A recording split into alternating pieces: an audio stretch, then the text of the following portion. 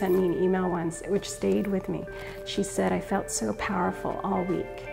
And she said that feeling stayed with me for months. Like I felt like I could do anything, like I could be anyone. And it wasn't so much escaping who she was, so much as looking at who she already was. I mean, that sounds kind of like sort of female empowerment, but I think the doorway to getting these photos taken is something a little bit more on the surface level. I want to look good. I want to look pretty. I want to look attractive. And then once you delve into the process and you have your photo taken, I think it surprises you how much it can mean to you. Because it seems on the surface, you know, maybe not silly, but it just seems like, oh, I just want nice photos. And it seems quite simple.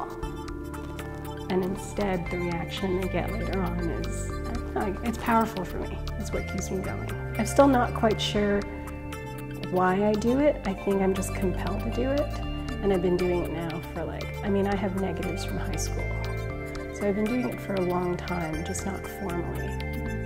But in terms of formally photographing women in a studio environment, I've been doing that for 10 years.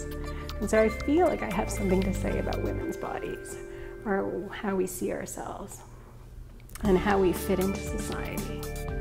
And the same things keep coming up over and over again. But it's both universal, like your idea of your summer body, but it's still personal. Each person has their own quirk. Beyond the platitudes of what is beauty, right? Like asking what's pretty, what's sexy. There's just whatever you are.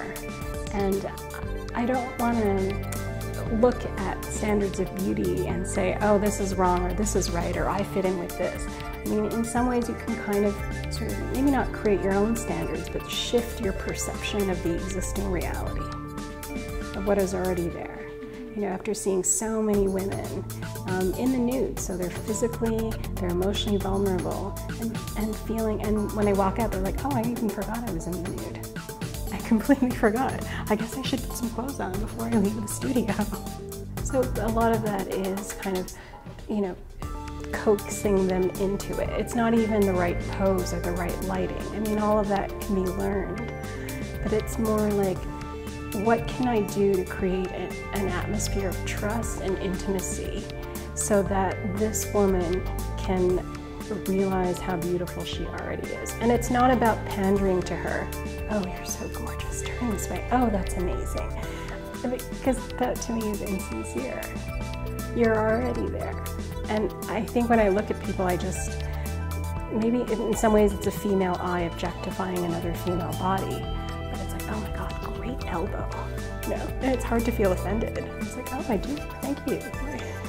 The girl next door does become a model because she's posing for me. And then in that moment, or especially after, when I've worked with some particular women over and over, is that they do become a muse, right? They are the source of inspiration for whatever is being created. And there's a certain kind of power in that. Hi, my name is Daphne Chan, and I'm a photographer in Vancouver. There's a seriousness to the work itself, but the photo shoot it's laughs.